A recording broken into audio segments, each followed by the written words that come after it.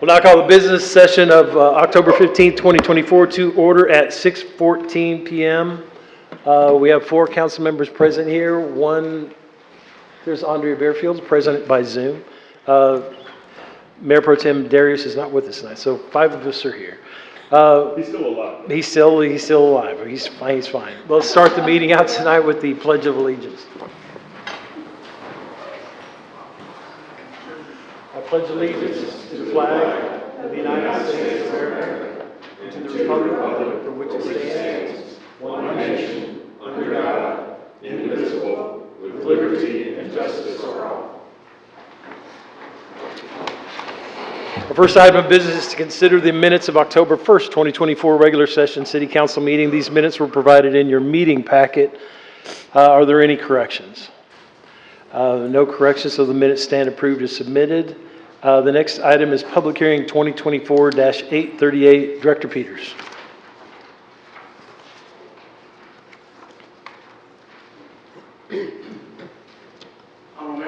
Council, this is a public hearing to consider a resolution granting a special permit to D&E Castle Holdings, LLC for a house museum in R1B zoning district on property known as 3300 Austin Avenue. By a vote of 7-0, Plan Commission recommended approval of the request based on the following findings and special provisions and conditions. 1, that proposed use is consistent with the comprehensive plan and the purposes and intent of Chapter 28 zoning of the Code of Ordinance of the City of Waco. 2, that the proposed use is compatible with appropriate and orderly development of the area in which it is located. 3, that the proposed use would not be more objectionable to neighboring properties because of traffic congestion, noise, fumes, vibrations, or any other characteristics than any use permitted in the zoning district without the grant of a special exception.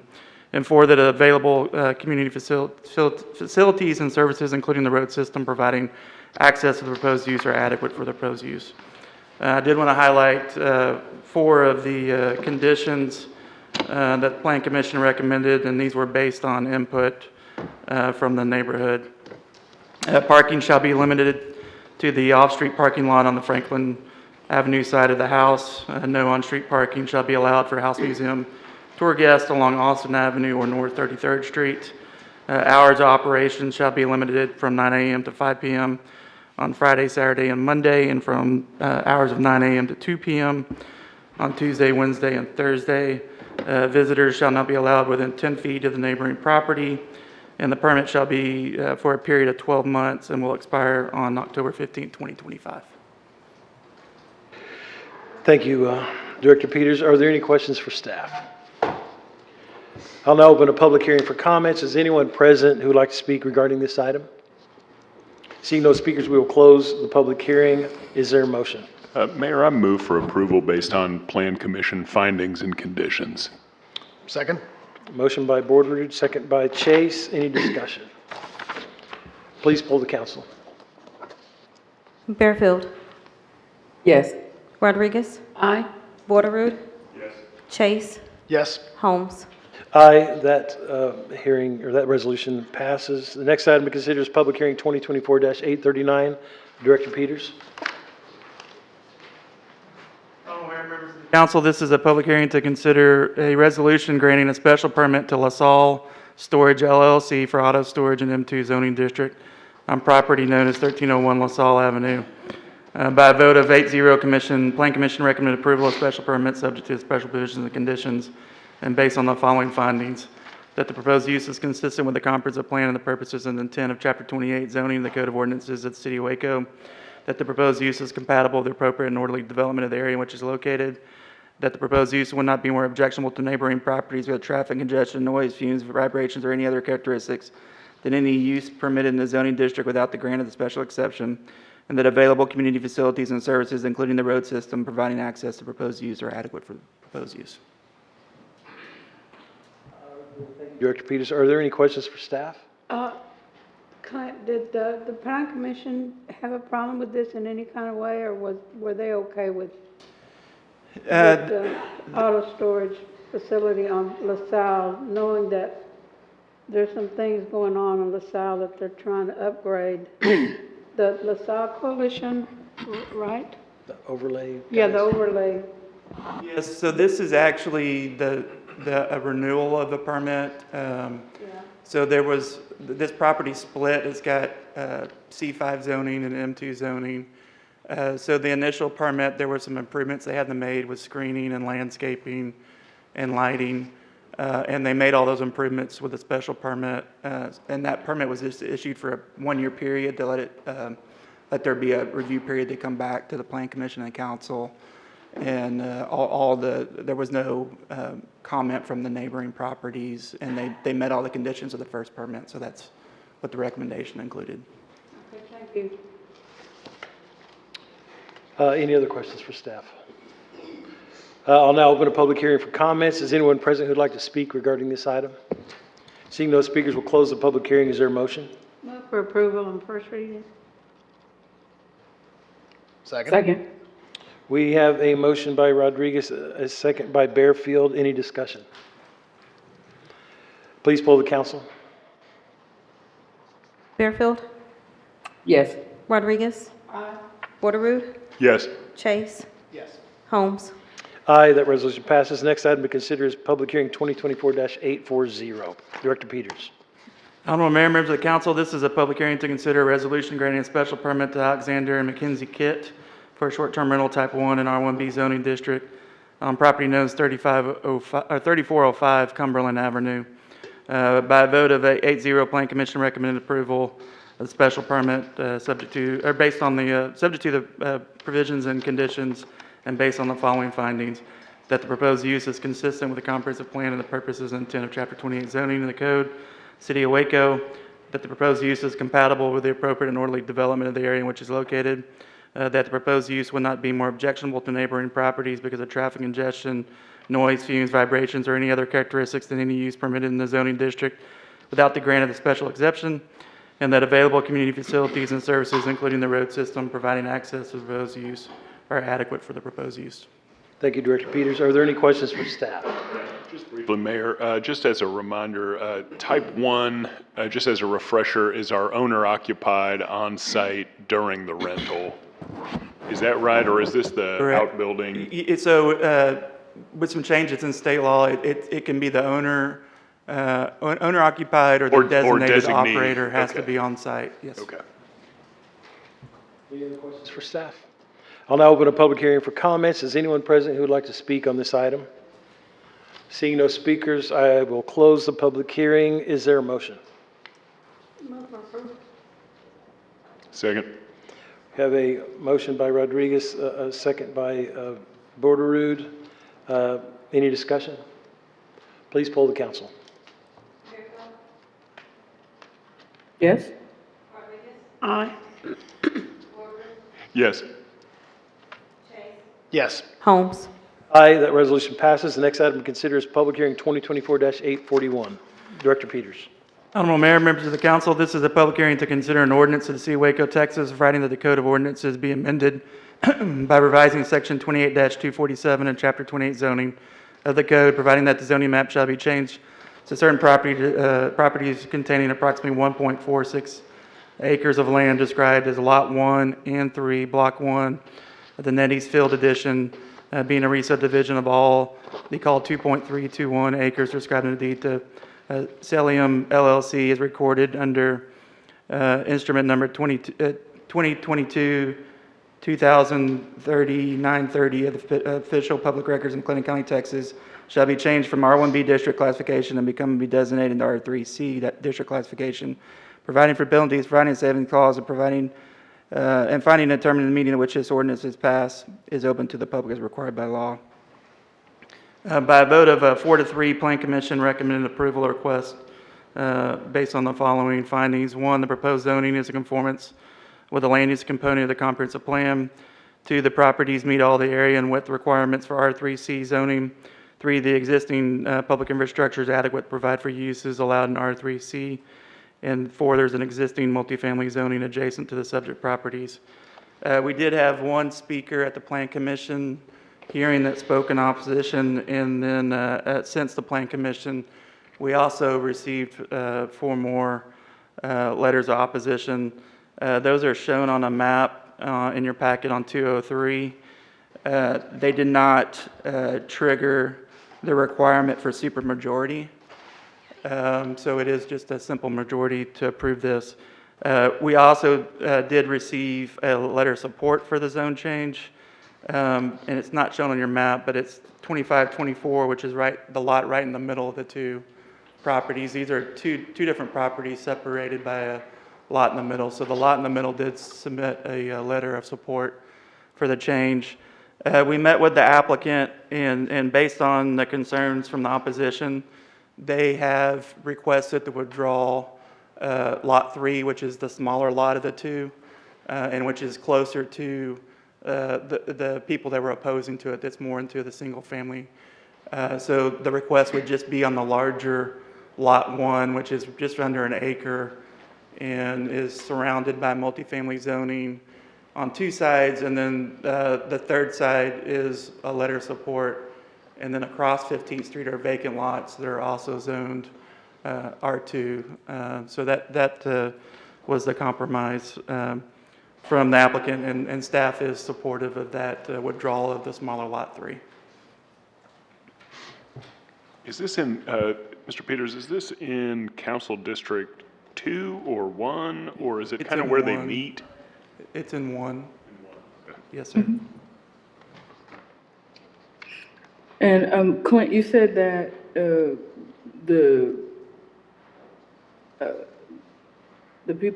opponents were satisfied with the removal of the Lot 3?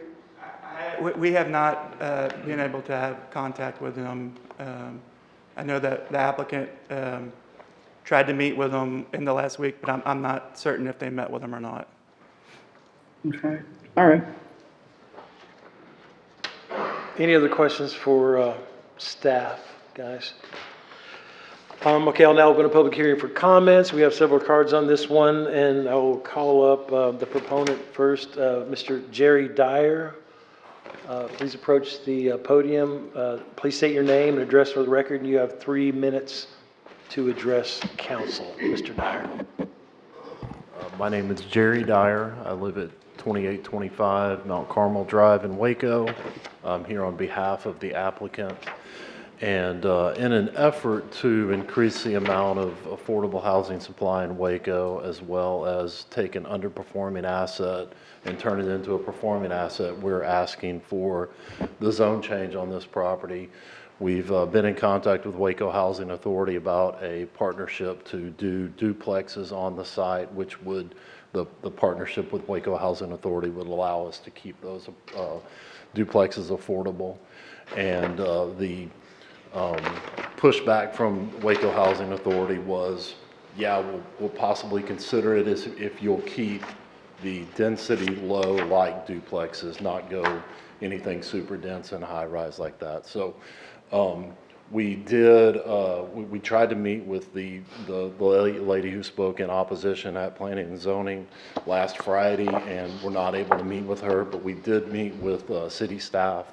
And based on their recommendation, we did withdraw the smaller lot from the application.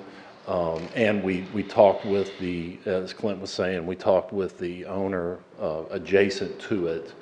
And from a planning and city planning point of view, it just makes sense for the density to step down from the higher density to a lower density and then into single family. We looked at the possibility of trying to get a small lot, but it's not in the overlay, so per ordinance, we couldn't do a tiny home subdivision there. So this was kind of our best compromise for the situation we have at hand. So any questions from me? Any questions for Mr. Dyer? Thank you, Mr. Dyer. Yes, sir. Our next card is from Kyle Weissler. Mr. Weissler, please approach the podium. And as you get to the podium, please state your name and address for the record. You have 3 minutes to address council. Kyle Weissler, I live at 1412 Kirkland Hill Road, Axtell, Texas. I wasn't planning on talking, actually. I didn't know if Jerry would be here, but he spoke on my behalf. But I'm the one that's looking to do this on the lots. Small-time investor. I want to do the affordable housing due to one of my mentors that's doing a larger affordable housing type deal. And that's what inspired me to do this. So I understand their concerns of bringing in multifamily, and the stipulation that might come with that, or the type of people might bring in, is what they argued on. I own multifamily, and they're some of my best tenants, so I don't want that to be a hindrance of what we're trying to do. We're really just trying to move forward, provide affordable housing for more, and it's surrounded by multifamily, so just seemed like a very possible thing to do. That's all I really have to say, though. Yeah, thank you. Thank you, Mr. Weissler. Any questions there for Mr. Weissler? We'll move on to the next card, Mr. Joshua Garcia. Mr. Garcia, as you get to the podium, please state your name and address for the record. You have 3 minutes to address council. Hi, I'm Joshua Garcia. I live at 921 Placid Circle, Waco, Texas. It's in District 1. Hello, council members. I'm here before you to show my support for the rezoning of the lots near South 15th Street and Gurley Lane. I live near 4th Street in Ocampo, and I ride my bike regularly in the area where the zone change is recommended. If we want more vibrant communities then changes like this are positive. They create less restrictive zoning for developers to bring housing that fits all needs. The increased number of people who can live in the area may spark economic development that increases property value and access to necessary services for everyone.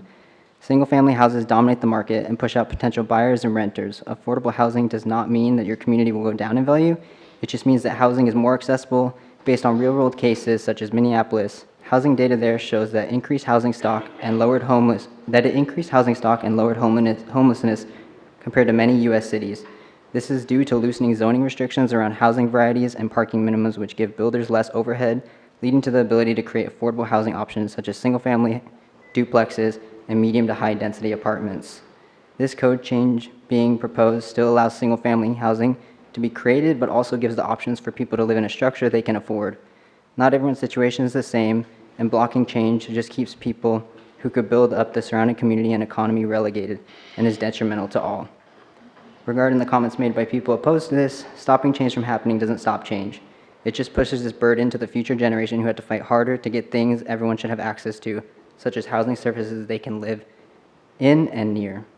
Thank you for taking the time to let me voice my opinion on this matter. Have a great evening. Thank you, Mr. Garcia. Any questions there for Mr. Garcia? Our last card is from Natoya Alexander. Natoya, are you here? There. Ms. Alexander, as you get to the podium, please state your name and address for the record. You have 3 minutes to address council. Okay.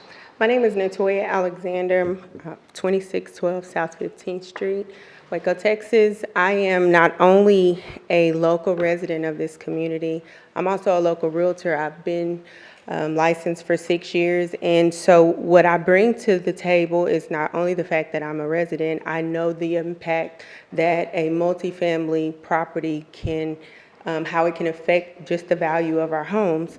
So I have done my due diligence. Last time I came alone. I don't know that the community knew exactly what was happening, so I felt it was my obligation to make sure that they knew. I hit the pavement, I door knocked the community and chatted with them, making sure they understood what the notice said. And then I made sure to do a community Zoom, which I had some community involvement with that, to make sure that they knew exactly what Mr. Dyer and Kyle have planned to do. And we are not opposed to new developments and things like that, but what we're asking is that they will consider single-family homes. That is what it's zoned for currently, and we would like to continue that because we want whoever comes into this community to have stake in the integrity of the community, how it looks, how you bring in renters, they don't really have any attachment to that besides just coming in, and which I'm not opposed to that, and I know most people are like, well, y'all stay right up against multifamily, and we do. But there is a little bit of a barrier around us, and if you've ever drove through there, the community is very quiet, it's more private. One thing I know for sure is if this zoning is to pass, there are 2 lots that are on the backside of Benton. Once that opens up that zoning, yes, Mr. Dyer may be only planning to do a certain small amount of multifamily, but we're gonna see more of that come up because now the zoning is available. So it does affect our community. I've been in South Waco. My family has been in South Waco for all my life. My dad stays around the corner. My grandmother stays around the corner. We are invested in this community. It's not just I'm selling the area. As a matter of fact, I sold the house across the street because I believe in the community and I want to make sure the people that come here are people that I want to live around. And I know that with what I've talked with my community about, they feel the same way. They're concerned about the traffic that would affect the children that are walking to the school bus. Putting 20 units down at the end of that street, that's going to put a lot of traffic on South 15. So we're just asking Mr. Dyer, push for home ownership. That is what we're pushing. I work with the Waco Housing Association as well, and I am pushing home ownership. We should not always push rental, rental, rental. A lot of us, I deal with a lot of first generation homeowners, and the more I push it, I would love for him to do the same. Thank you, Ms. Alexander. Is there anybody else who would like to speak regarding this item? We will now allow Mr. Dyer to come back, rebuttal if you'd like. Mr. Dyer, you have 3 minutes for rebuttal.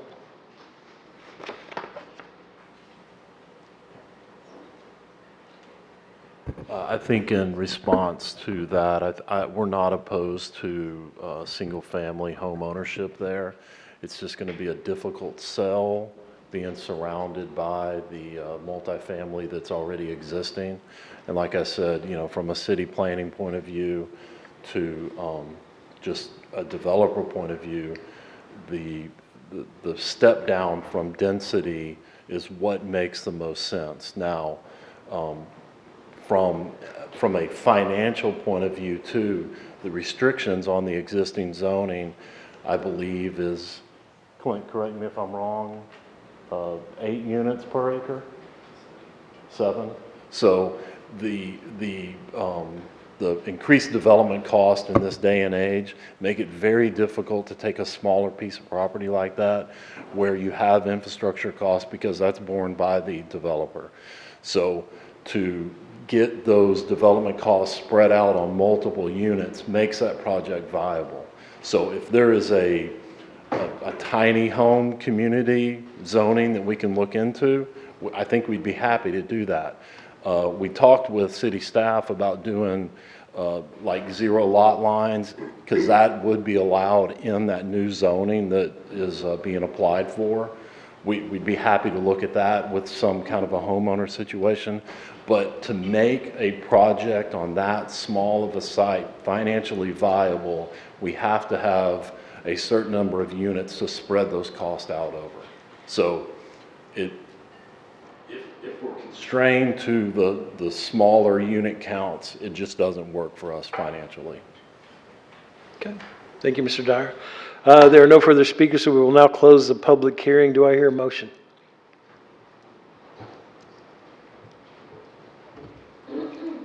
Move for disapproval.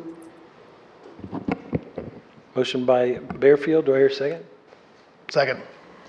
That was for approval, right, Andrea? I think she moved No, for I disapproval. said Move for disapproval. disapproval, Mayor. Motion for disapproval, and was your second for dis? I think George already did. Oh, okay, I'll cede. That's Okay. okay. We have a motion for disapproval and a second. Any discussion? Mayor, I feel like neighbors should have a say in the residential character and zoning of their neighborhood. And in my view, the neighbors have spoken rather unequivocally in this case. Go ahead. Question, City Attorney. Okay, we're asking for disapproval, so I'm assuming from the rezoning, but are we also disapproving the request to withdraw Lot 3? Andrea, were you wanting to disapprove that as well? Well, I wanted to make a motion so we could get to discussion because the question I had for Ms. Alexander is because I'm not sure that she was aware of the withdrawal of Lot 3, does that change anything in her position? If it does, that's one thing. If it doesn't, that's another thing. So you're okay with the disapproving the withdrawal for Lot 3?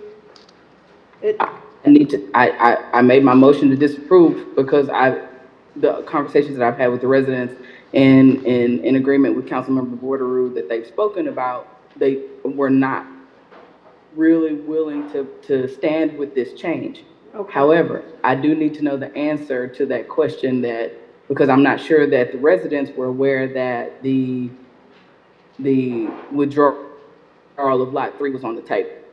Okay. Director Peters, can you help us clarify that?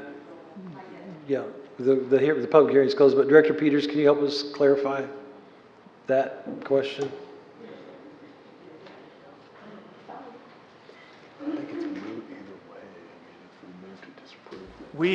Staff has not heard from the neighborhood if that would satisfy them withdrawing that one lot.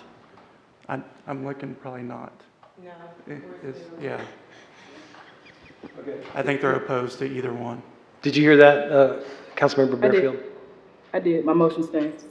Okay, and my second stands.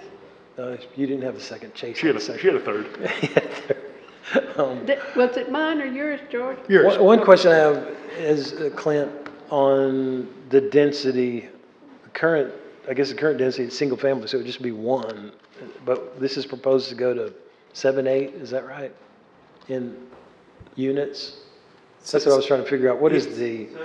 The difference between R1B, it's a single-family zoning for up to 7 units an acre, 1 unit per lot. The R3C is up to 25 units an acre, and then anywhere from single-family up to multifamily. So, And there's, on the larger lot, there's just under an acre. Okay. all right, so if this is turned down tonight, can he still come back with a different density? Is there a different R level that? There are some different levels. There's some lower density multifamily. There's R3B and R3A, which are, R3B is about half, 13 units an acre. There's also an R2 zoning, which is duplex and single family. I think for the product that they were wanting to build, the R3C zoning was needed. Yeah, and Mr. Dyer kind of laid out the economic challenges of lower density. Okay, any other questions or conversation or discussion on this item? Mayor, I just wanted to reiterate that we as a council stood on what we were challenged to do with our lack of housing numbers. So I think everybody who is on dais and me realizes that we are going to have to find a solution to our housing problem. However, we cannot do that without the support of the communities that are involved. So what I would encourage is to have continued conversation with the residents and the developer, because there is a solution, but it's going to take all of us to get there. Thank you, Councilmember Bearfield. I think we've had our discussion. Please poll the council, and this is for disapproval. Bearfield. Yes. Rodriguez. Yes. Aye. Bordereau. Yes. Chase. Holmes. Aye. That resolution is, or that public hearing is turned down, does not pass. Next item we consider is public hearing 2024-842. Director Peters. Members of the council, this is a public hearing to consider an ordinance of the city of Waco, Texas, providing that the code of ordinances be amended by revising section 28-247 and chapter 28 zoning of the code, providing that the zoning map shall be changed as certain properties containing approximately 1.19 acres of land located within the Grand Boulevard addition to the city of Waco, McLennan County, Texas, according to the plat recorded in volume 275, page 256 of McLennan County deed records, described as number 1, lot 7 through 14, block N of the Grand Boulevard addition, known as 2221 LaSalle Avenue. 2, lot 4, block J of the Grand Boulevard addition, known as 2216 Griffin Avenue. 3, lot 5, block J of the Grand Boulevard addition, known as 2107 Griffin Avenue. And 4, a .188 acre portion of lot 6 and 7, block J of the Grand Boulevard addition, conveyed to Bill Raymer as described in deed record in volume or instrument number 2012-03, 1051 of the official public records in McLennan County, Texas, known as 2110 South 23rd Street, shall be changed from M2 district classification, becoming designated in the C2 district classification, provided for penalties, providing a savings clause, providing a severability clause, and finally determined the meeting at which this ordinance is passed is open to the public required by law. By a vote of 7-0 with one abstention, Plan Commission recommended approval of request to change the zoning based on the following findings. One, the proposed zoning is keeping with the land use component of the comprehensive plan in the LaSalle Avenue Economic Development Strategy Plan. Two, the public infrastructure is adequate to provide for uses allowed in C2 zoning. Three, the property meets all size and area requirements for C2 zoning. Four, there is C2 zoning adjacent to subject properties. And five, C2 zoning is consistent with the transition occurring along LaSalle Avenue from industrial uses to commercial uses. Thank you, Director Peters. Are there any questions for staff? I will now open a public hearing for comments, and we do have one card from Wyatt Falconberry, the applicant. Okay, thank you, Mr. Falconberry. Is there anyone else present who'd like to speak regarding this item? There are no further speakers. We will close the public hearing. Do I hear a motion? Move for approval? Second. A motion from Rodriguez, second from Bearfield. Any discussion? Please poll the council.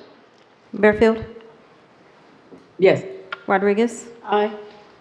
Porterud, Chase, Holmes. Aye, that motion passes. The next item considers public hearing 2024-843. Director Peters. Honorable Mayor, members of the council, this is a public hearing to consider an ordinance of the City of Waco, Texas, providing that the Code of Ordinances be amended by revising Section 28-247 and Chapter 28 zoning of the code, providing that the zoning map shall be changed so that certain property described as Lot 8 and 9C, Block 4 of the Parkview Addition, known as 3201 North 15th Street, and lots A9 and B9, Block 4 of the Parkview Addition, known as 1521 Bryan Avenue, with property IDs 185092 and 185093, shall be changed from C2 and R1B district classification and be designated in the R2 district classification, providing for penalties, providing a savings clause, providing a severability clause, and finally determining the meeting at which this ordinance passes open to the public required by law. By a vote of 8-0, Plan Commission recommended approval of the request. The zoning based on the following findings. One, the proposed zoning is in conformance with the land use component of the comprehensive plan. Two, the property meets all the area and width requirements for R2 zoning. Three, the existing public infrastructure is adequate to provide for uses allowed in R2 zoning. And four, there is R2 zoning in the vicinity of subject properties. Okay, got it. Thank you, Director Peters. Are there any questions for staff? Clint, I saw, explain to perhaps the members of the audience or the people watching, this is a co-application between the resident and the City of Waco. Please explain why. Correct. So one of the lots is a City of Waco owned lot that we do plan on putting out for bid as part of our housing program to encourage new residential development.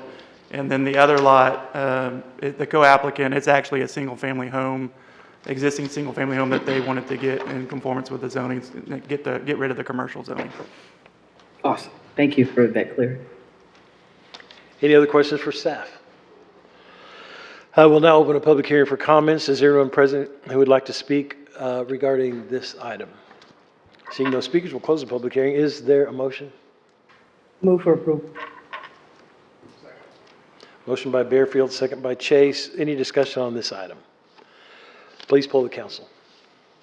Bearfield, Yes. Yes. Chase, Yes. Holmes. Aye, that motion passes. The next item to consider is public hearing 2024-844. Honorable Mayor, members of the council, this is a public hearing to consider an ordinance of the City of Waco, Texas, abandoning a portion of Hillsborough Drive right-of-way, being approximately 0.19 acres out of the Thomas de la Vega survey, abstract number 43, McLennan County, Texas, being a portion of the tract of land described in volume 415, page 372 of the deed records in McLennan County, Texas, and volume 415, page 293 of the deed records in McLennan County, Texas. Located at the northeast corner of Hillsborough Drive and Rennick Avenue intersection, adopting findings and conditions from the Waco Plan Commission for this abandonment, finding no duty to maintain, authorizing the city manager to execute quitclaim deeds, providing a severability clause, and finding and determining the meeting at which this ordinance is passed is open to the public as required by law. By a 8-0 vote, the Plan Commission recommended approval of the abandonment based on the following findings and conditions. Finding public use of the right-of-way is not required for proper flow of traffic or for emergency vehicle access to the area.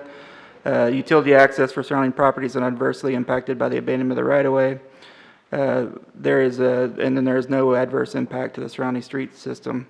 Do have 4 conditions. A 20-foot wide drainage easement shall be retained for the 60-inch storm drain located within the abandonment.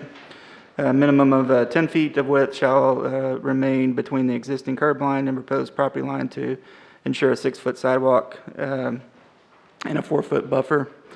Rennick Avenue shall have a 50-foot right-of-way, 25 feet from the center line, and additional easement shall be retained for any utility lines located during the development of the abandonment area, or lines can be relocated at developer's expense. Coordination with the appropriate utilities is needed. Thank you, Director Peters. Are there any questions for staff on this item? I will now open a public hearing for comments. We do have one card from Dominic Bolts.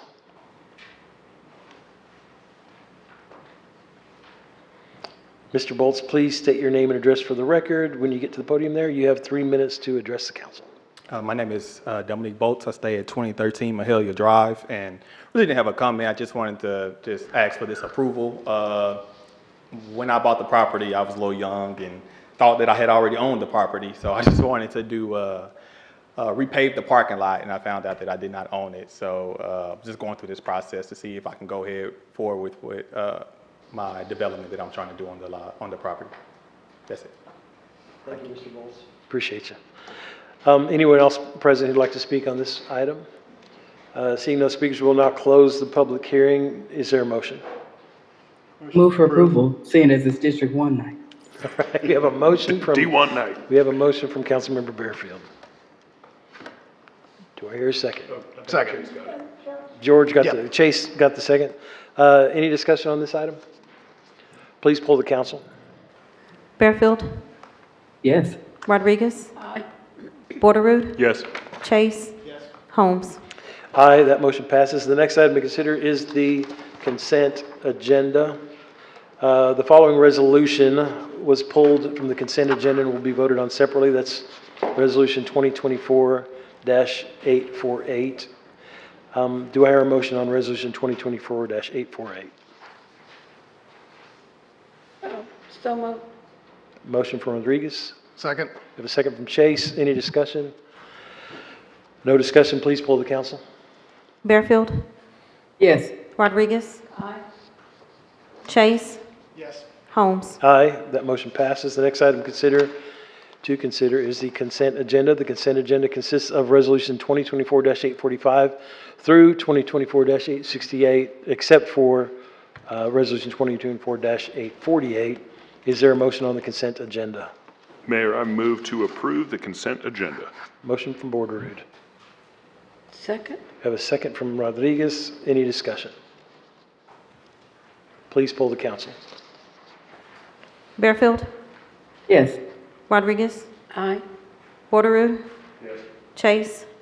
Holmes. Aye, that motion passes. The next item on the agenda is ordinance 2024-869. City Attorney Perdon. Ordinance amending Section 5-32, Board Composition of Article 2, Animal Welfare Board of Chapter 5 Animals of the Code of Ordinances of the City of Waco, Texas, to change the composition of the board, providing a severability clause, providing a savings clause, repealing all ordinances or parts of ordinances in conflict herewith, providing for inclusion in the code, providing for an effective date, and finding and determining that the meeting at which this ordinance is passed is open to the public as required by law. This ordinance comes to council on first reading. Is there a motion on this ordinance? So moved. We have a motion by Chase, Second? second by Rodriguez. Any discussion?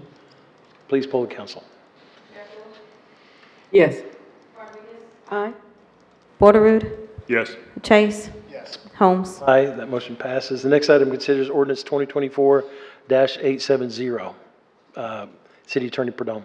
An ordinance amending Section 18-76A of the City of Waco Code of Ordinances to increase the number of Waco Fire Department fire captain positions, grade 5, from 16 to 17, increase the number of fire lieutenant positions, grade 4, from 45 to 47, increase the number of fire equipment engineer positions, grade 3, from 55 to 58, and decrease the number of firefighters, grade 1, from 96 to 90, repealing all ordinances or parts of ordinances in conflict herewith, providing a savings clause, providing for inclusion in the code, providing a severability clause, providing for an effective date, and finding and determining that the meeting at which this ordinance is passed is open to the public as required by law. This ordinance was approved by 6-0 council vote on first reading on October 1, 2024. Is there a motion? Mayor, in anticipation and excitement for the opening of Fire Station 15 out on Ritchie Road, I move to approve here on second reading. Second? Second. We have a motion by Bordereau, a second by Chase. Any further discussion outside of the excitement of Fire Station 15? We're all excited about it. Okay, please poll the council. Bearfield. Yes. Aye. Borderoud. Chase. Holmes. That motion passes. The next item to consider is the hearing of visitors. During the hearing of visitors section of the agenda, we provide an opportunity for the public to present concerns or address issues that are not matters for consideration listed on the agenda. The council is unable to conduct a discussion, but will listen. We'll ask staff to look into concerns and provide follow-up. Please provide registration information so that staff can contact you if necessary. If you have handouts, please let us know at the beginning of your presentation, and staff will distribute those to council. If you're unable to approach the podium due to physical limitations, a microphone is available to be brought to you. We do have a number of cards here for this hearing of visitors tonight. So I'll read some instructions here that we read every week. When called to the podium, please state your name and address for the record. Each speaker must limit comments to 3 minutes. If you're speaking on behalf of a group of 10 or more individuals present, please have those persons stand at the beginning of your comments, and you will be given 10 minutes to address the council. Please note that if you stand in support of a person getting 10 minutes to speak, you are forfeiting your right to speak on that item. For any person addressing the council through the use of a translator, the speaking time will be doubled to accommodate the translation services. While public discourse is very important to this council, we have to maintain order in the meetings so that all persons may be heard and city business may be conducted. If so directed by me, the Sergeant at Arms shall remove from the council meeting any person who, while addressing the city council or while attending the city council meeting, you will be escorted out if you make personal, impertinent, or slanderous remarks, if you become boisterous, if you make unauthorized remarks from the audience, if you clap your hands or stomp your feet, whistle, yell, or make similar demonstrations. And there are also no signs or placards can be displayed which obstruct the vision of others in the gallery. So we have several cards here. Now we're going to start with, and I'll say who's up and then I'll say who's on deck also so you can be ready. Our first visitor tonight is Dr. Alan Northcutt. Dr. Northcutt. On deck is Alexander Price. So Dr. Northcutt. Yep. The group had wanted a certain person to go first, if that's okay. I'm calling you up now, Doctor.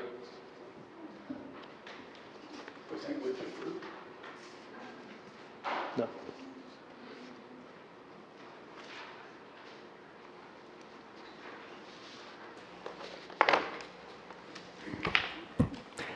Alan Northcutt, and you do have a handout with background detail. I'm speaking in support of a resolution calling for an immediate permanent ceasefire in Gaza and the end of U.S. supplying weapons to Israel. And I'm providing a little bit different perspective than you'll hear from other speakers, considering the impact of this genocide on the climate crisis. Now, first of all, the Council has emphasized its concern with the climate crisis and is pledged to lower the city's greenhouse gas emissions as much as possible. Thus, it's important that I provide an update on the science. Published October 8th was a peer-reviewed article entitled The 2024 State of the Climate Report. perilous times on planet Earth. Now, in your handout, you'll see some 16 graphs of planetary health markers, including greenhouse gases, global temperature, sea level rise, and others, and all of these are headed in the wrong direction. So in the abstract, the authors conclude, we are on the brink of an irreversible climate disaster. This is a global emergency beyond any doubt. So in this setting, the war of Israel and Gaza is contributing to atmospheric greenhouse gas emissions. Peer-reviewed research found that in the first 60 days of the war, 280,000 tons of CO2 equivalents were emitted from flights, munitions, and land transport. Now, in addition to the immediate emissions from the war, will be the emissions from the reconstruction of Gaza. The reconstruction of some 100,000 buildings is anticipated.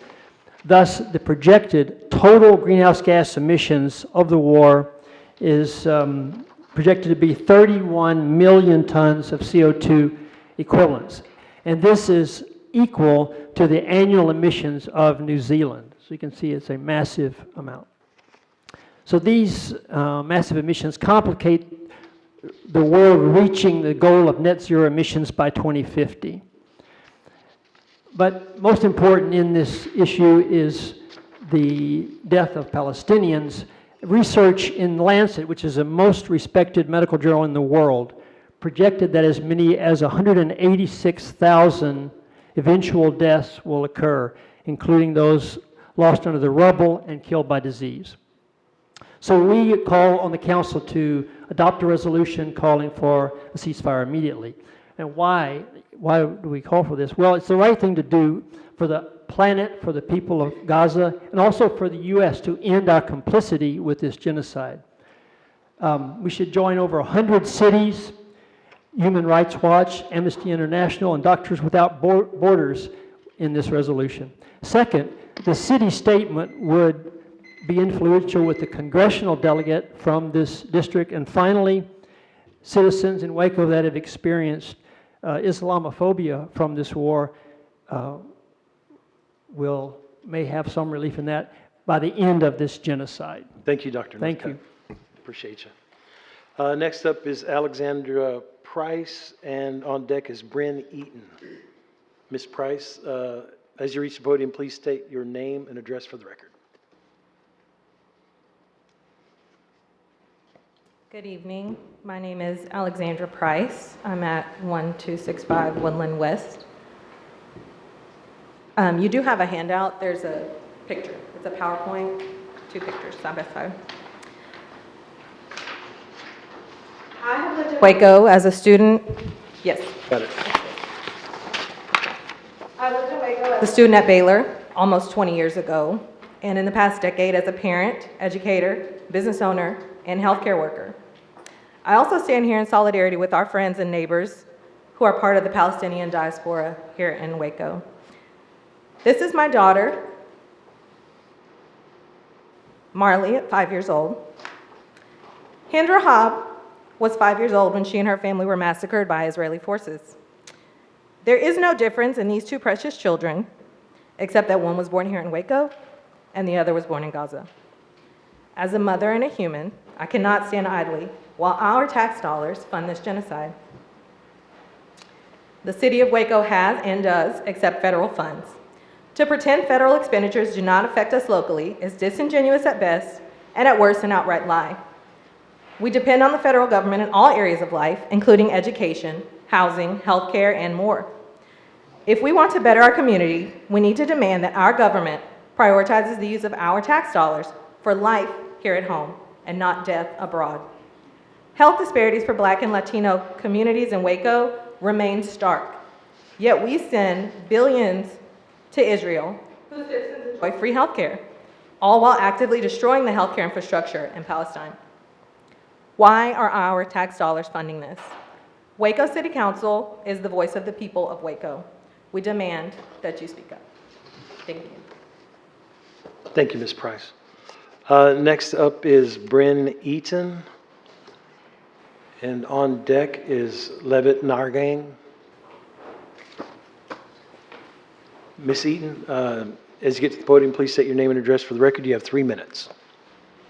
Hi, my name is Bryn Eaton. My address is 1818 South 7th Street, Unit 10F.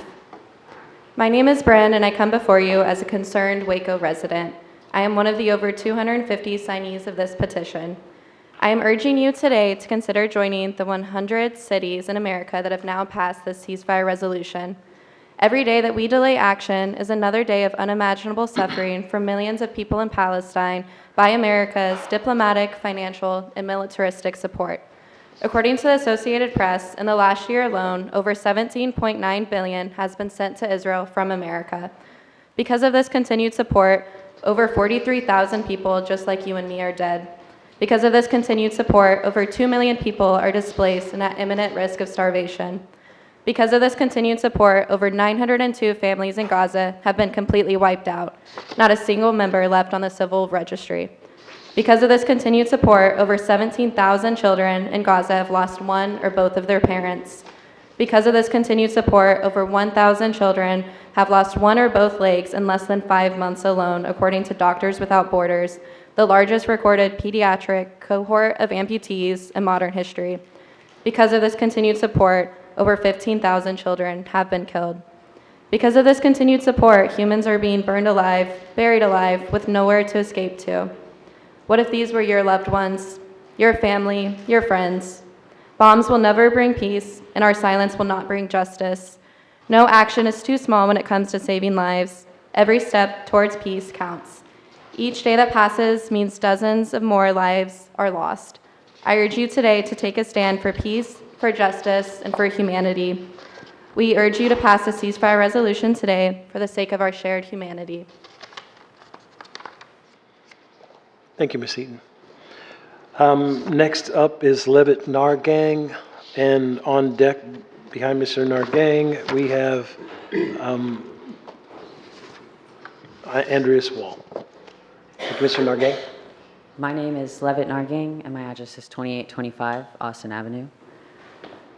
I've lived here in Waco for over 5 years now. I come to speak to you all on City Council today to demand you pass a ceasefire resolution and to talk about why it matters for us to pass one here. At a federal level, as Bryn spoke, over $17.9 billion of U.S. funding has been transferred to Israel from last October to today. In just 1 year, that money could have been allocated for universal health care, educational infrastructure, and free childcare here for our citizens in the U.S. Instead, it is being sent to provide health care for Israel, completely destroying the educational and healthcare infrastructure in Palestine, and wiping out entire bloodlines of Palestinians. As a caregiver here in Waco, I've worked with Black single mothers who need free childcare in order to work, to afford housing, food, and care for their children. I have also seen how debilitating medical expenses have been to these families. In addition, I've worked with wealthy families who can afford private school and seen the stark difference between what we can currently offer here at our public schools, where staff is underpaid, supplies are either scarce, provided out of teachers' pockets, or sorely outdated. It is extremely clear how federal funding that could be allocated to our city here is being misused. The whole point of elected officials is to speak on behalf of the people, because the working class people of our city are being affected by this genocide. Every level of U.S. government is complicit in either silence and/or support for fighter jets and bombs being sent to Israel. I bring this petition and resolution to you today to show the public support Waco has for a ceasefire and the need for our representatives, you, to take seriously and pass in order to truly represent us. Thank you. Thank you. Next up is Andreas Wall, followed by Scott Simpson on deck.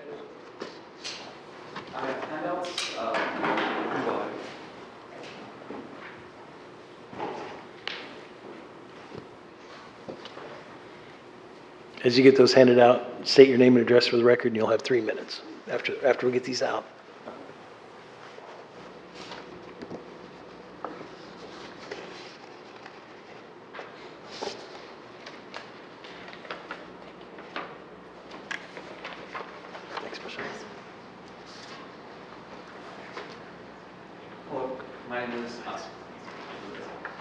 My name is Andreas Wall. I live at 6501 Dunn Drive. Hello, my name is Andreas Zesty Shirhun Wall. I've been a Waco resident since starting Tennyson Middle School in 2006. I'm here today to present a resolution on behalf of Waco residents for ceasefire. As of March this year, a poll was conducted that found 55% of Americans disapprove of Israeli military actions, and over 100 locations in the U.S. have passed a ceasefire resolution. Be it resolved that the Waco City Council calls for an immediate, permanent ceasefire provision for life-saving humanitarian aid in Gaza and the release of all hostages. And be it further resolved that the Waco City Council urges the Biden administration and Congress to call for a ceasefire, humanitarian aid, and the release of all hostages. And be it further resolved that the Waco City Council condemns anti-Semitic, anti-Palestinian, Islamophobic, and xenophobic rhetoric and attacks. And be it further resolved that the Waco City Council condemns the unnecessary and unwarranted deaths of civilians. And be it further resolved that the Waco City Council believes that a just and lasting peace between the people requires leadership on both sides to have a willingness and commitment to negotiations in good faith. And be it further resolved that the Waco City Council urges the international community to work with the Palestinian and Israeli people to find a just and lasting peace, and to conduct a full and independent investigation of the conduct of all parties in this conflict, and hold all parties and individuals who have overseen or engaged in war crimes and international human rights violations, including but not limited to gender-based violence and killing of children, accountable. Thank you. Thank you, Mr. Wall. Next up is Scott Simpson, and then on deck we've got Michelle Kochemutom. Mr. Simpson, as you get to the podium, please state your name and address for the record. You have 3 minutes. Scott Simpson, 3339 Chimney Place Drive. Mr. Mayor, members of the council, my name again is Scott Simpson. I'm a citizen of Waco. I was born here in 1986 at the now decommissioned Old Hillcrest Hospital to do Baylor grads, and I was raised around here. I graduated from Midway High School in 2005. I'm here today as a concerned Waco resident to address the City Council's inaction on the subject of the ongoing U.S.-Israeli attacks on Palestine. I say U.S.-Israeli because it's important to note the ongoing genocidal project, which has now been underway for over 1 year, and which has now begun to spread across the entire region, is financially underwritten by the United States government. That is, using the tax dollars of citizens, and using primarily weapons made here in the U.S. Therefore, I and many other residents of Waco have a petition with us to present. We find it necessary for the City Council of Waco, like a number of other cities to have done, to demand an immediate and permanent ceasefire in Gaza and all hostilities. Certain persons on the council may wish to say that this is an international issue and that we should concern ourselves with local issues. Frankly, that is a false dichotomy, and it's not what the people want to hear. The onslaught would not be possible without business as usual continuing in cities like Waco, which host facilities owned and operated by companies with sizable contracts with the U.S. and Israeli militaries, such as L3Harris and Caterpillar. Furthermore, as our petition states, every year a minimum of $3.8 billion in federal U.S. tax dollars are paid to Israel. That's a minimum. Waco's tax dollars are estimated to make up $1,865,537 of that yearly sum. We need those funds here back home, providing housing, education, healthcare, infrastructure, and all the other necessities of life in a developed society. The same necessities which your inaction is helping to deprive the citizens of Gaza of. This is an opportunity to put Waco on the map for something good. To miss it would bring shame on our city. And as the Palestinian solidarity movement grows, we can be certain that the people will demand accountability for any of our elected officials who don't heed the call. The cycle of violence must be stopped at its source now. Thank you, Mr. Simpson. Next up is Michelle Kochemutom. And after that, we have another Bren Eaton, if there's 2 Bren Eatons. We'll deal with that after Michelle's finished. Hi, my name is Dr. Michelle Kochemutom, and I live on 9000 Chapel Road. So I am here to ask City Council to pass a resolution demanding the permanent ceasefire in Gaza. I'm going to read to you an excerpt from an open letter written by 99 American physicians, surgeons, nurse practitioners, nurses, and midwives to President Biden and Vice President Harris about their experience volunteering in the Gaza Strip. Per their observations, it is likely that the death toll from this conflict is already greater than 118,000. It's an astonishing 5% of Gaza's population. Everyone in Gaza is sick, injured, or both. This includes every national aid worker, every international volunteer, and possibly every Israeli hostage, every man, woman, and child. These volunteers have collected photographic evidence of life-threatening malnutrition among our patients, especially children. This malnutrition has led to widespread spontaneous abortions, underweight newborns, and the inability of new mothers to breastfeed. This left their newborns at high risk of death given the lack of access to potable water anywhere in Gaza. Those who have worked with pregnant women regularly saw stillbirths and maternal deaths that were easily prevented in any developing country's healthcare system. Virtually every child under the age of 5 we have encountered, both inside and outside the hospital, has both chronic cough and watery diarrhea. Every one of us who have volunteered in emergency, intensive care, or surgical setting have treated preteen children who are shot in the head or chest on a regular or even daily basis. It is impossible that such widespread shooting of young children is accidental or unknown to the highest Israeli civilian and military authorities. So when we continue to send weapons and funds to Israel, all these autocracies are being done in our name. I don't want starvation, mutilation, and mass death done in my name. When I moved to Waco first, a while back, I've encountered many caring and compassionate people.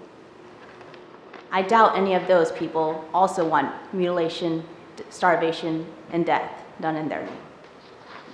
I urge City Council to join many other cities across our nation to pass a resolution demanding a permanent ceasefire. Thank you. Thank you, Doctor. My next card is Bryn Eaton, but Bryn, you were already up here, right? Or is there two Bryn? I'm good. Okay. I had two cards, but got you. Thank you, Ms. Eaton. Next up is Alexandra Salazar. And on deck is Vernine Finger after Ms. Salazar. Ms. Salazar, when you get to the podium, please state your name and address for the record, and you have 3 minutes. Hello, I live at 2610 Burnett Avenue, and I must say that it is a duplex. So my name is also Alexandra Salazar. I have a photo. This is my dog. This is Rex's dog. I mentioned that we live in a duplex because I take him to Cameron Park all the time. It's a beautiful place, and it's amazing that our city has it. But we need a dog park. I don't live in an apartment, so there's not a little gated area that he can interact and have a good quality of life just as long as I do. Also, there's a community about it, just as there is with anything else. I've met some good friends and other people of all ages, not even people that are my age. But our doggos can't talk, and they need something too. It's not fair. But, all right. Thank you. Thank you, Ms. Salazar. Next up is Vernine Finger, and that will be followed by Luis Guevara. But Ms. Finger, as you get to the podium, please state your name and address for the record, and you will have 3 minutes to address council. I don't know which microphone That's to off talk one, I into. think. Try that. And she's absolutely right. People of all ages. I'll be 73 in November, and I was part of the board for the Hot Dog Heart of Texas dog park that was donated by Dr. Irvin for many, many years out there near Lakeshore. And our community really misses this dog park. It was privately owned and maintained by volunteers and donations. And the city of Waco really never had to worry too much about building us a dog park because we had that forever, it seemed like. But now it's gone. The property was sold, and we've tried to meet in other locations, smaller dog parks, but they're usually really, really small and inadequate for dogs to run and play and interact with each other. And this community used that park for exercise and socialization and educating each other on animal behaviors. And we had a section for small dogs and a section for large dogs. And it was absolutely gorgeous. I think Waco has property enough that you could build something similar. I met so many people from out of town that were attracted here, for other reasons, but they would come to that dog park and say, wow, can't believe you have a dog park like this. And we're like, yeah, we can't believe it either, but we do. Anyway, we don't have it anymore. And so on behalf of all of our dog lovers, please consider finding a location that will be centrally located that all of Waco, as well as the tourist, can enjoy. Thank you. Thank you, Ms. Finger. Next up is Luis Guevara, followed by Haley Lay. You're on deck. Luis, when you get to the podium, please state your name and address for the record, and you will have 3 minutes to address council. Good afternoon, Mr. Mayor, City Council members. Thank you for hearing us out today. I am the president for the Hot Dog Park. Right now, we are advocating for the City of Waco to help us out and find another dog park. Excuse me. As of today, we have over 1,200 signatures on our change.org petition. So there's definitely a need out there for a dog park. Not only that, but there's a lot of social media attention out there. There's a lot of people asking for a dog park. So we have the infrastructure in place. We have the volunteers in place. We're asking just help us out, find one up, and we'll help you guys out. Thanks. Thank you, Mr. Guevara. Next up is Haley Lay, and that will be followed by Ponce Torres. I submitted handouts online, but it should be a list. A handout online. Do we have anything there? Actually, there's a total acreage of the parks.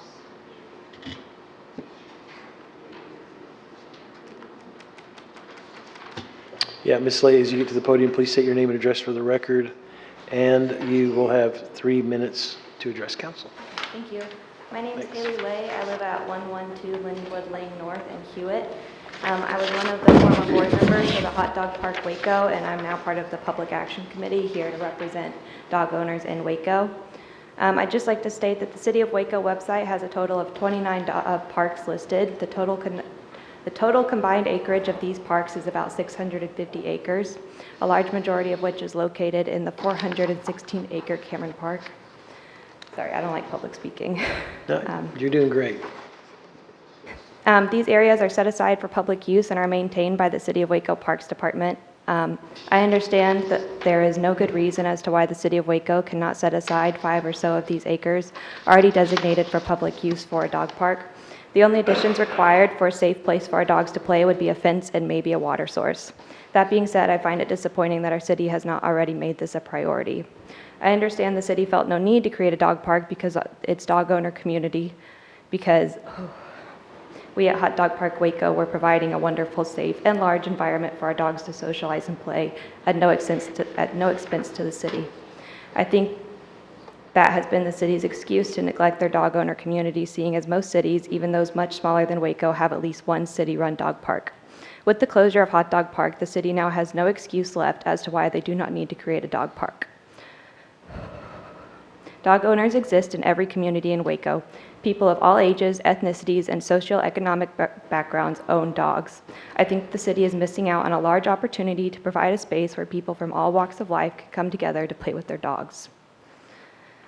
We sat in on the last Waco Parks Department meeting where they highlighted the city's pointed effort to improve our city's accommodations for the elderly population. I think it's important to note that many elderly people have dogs as their companions, and they need a place to take their furry friends to play, as most people at that age do not have the capability to walk their dogs for as long as the dog needs for proper exercise and health. A public dog park would be a simple way to ensure the elderly population of dog owners has this opportunity to get outside with their dogs, thus improving the human and the dog's quality of life. And besides the elderly population, it's also incredibly important for any dog owner to have access to a safe environment to take their dogs to run off leash. It provides exercise and socialization for the dogs and the humans alike. Hot Dog Park fostered an environment which strongly encouraged a community between dog owners. The city of Waco is entirely missing out on providing that for its population of dog owners. I personally find the dog park to be necessary as a dog owner, not only for the social health and benefits of my dog Douglas, but also for myself.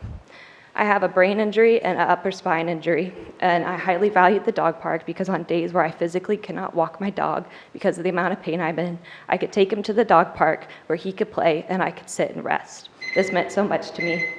Can I keep going? It's just a little bit.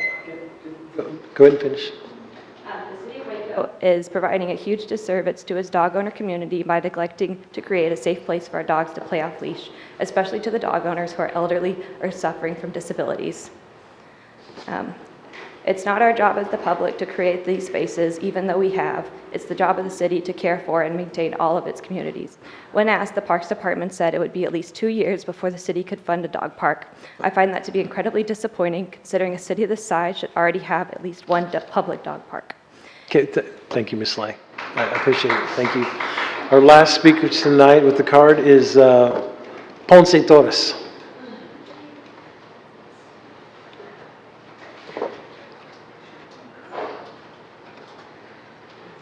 Mr. Torres, as you approach the podium, please state your name and address for the record. You have 3 minutes to address council.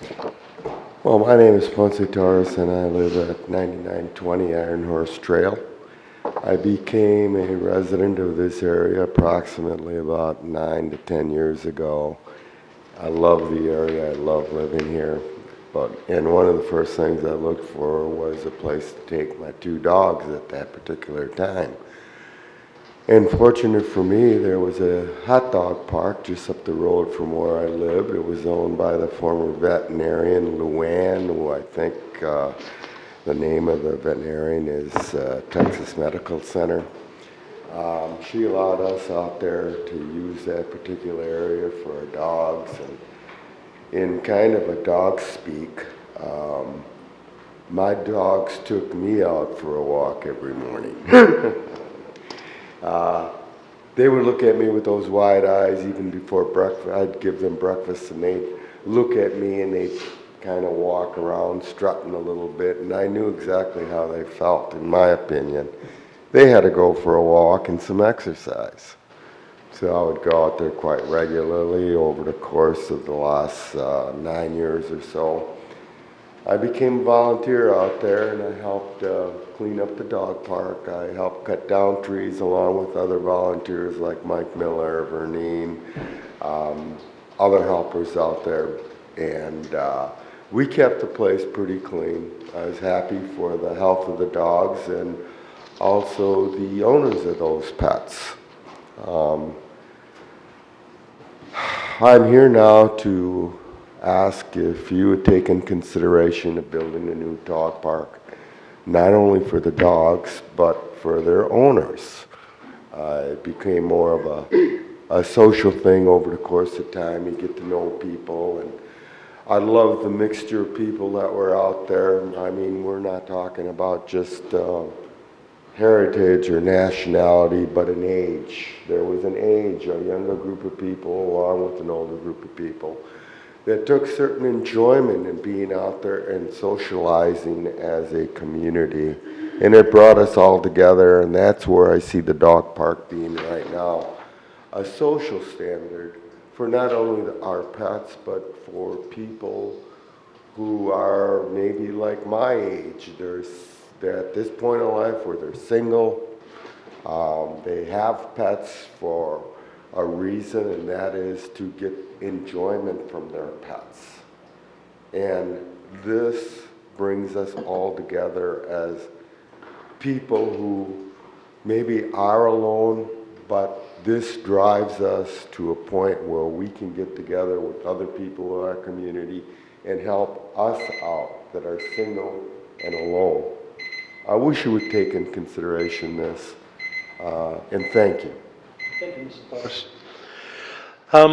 Is there anyone else present who'd like to speak during the hearing of visitors? We have one more. Come on up. As you get to the podium, please state your name and address for the record, and you'll have 3 minutes to address council. Hi, my name is Sadiq Granger. I live at, oh, can you hear me? Yeah. My name is Sadiq Granger. I live at 1315 Chapel Creek Road. Very briefly, during this hearing, I've been hearing people advocate for an ending to the genocide, a ceasefire for the genocide in Gaza. And I think some people in our community have a mistaken idea of what is happening, you know, of how people are responding to this. And for me, I come from a Muslim family. Most of the Muslims in America are African American.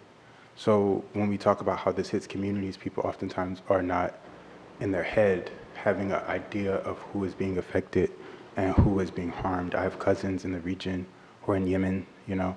Some of my cousins just came back from Saudi Arabia. So not exactly in Palestine, but very close. And watching this and hearing some of the responses in our own local community, I think we have to recenter our beliefs and our understanding of each other. You know, we share this place, we share this space, and if we cannot come together and make a statement about what it means, how we value life, you know, we share so many ideas between Muslims and Christians and Jews about what life is supposed to mean and how sacred it's supposed to be.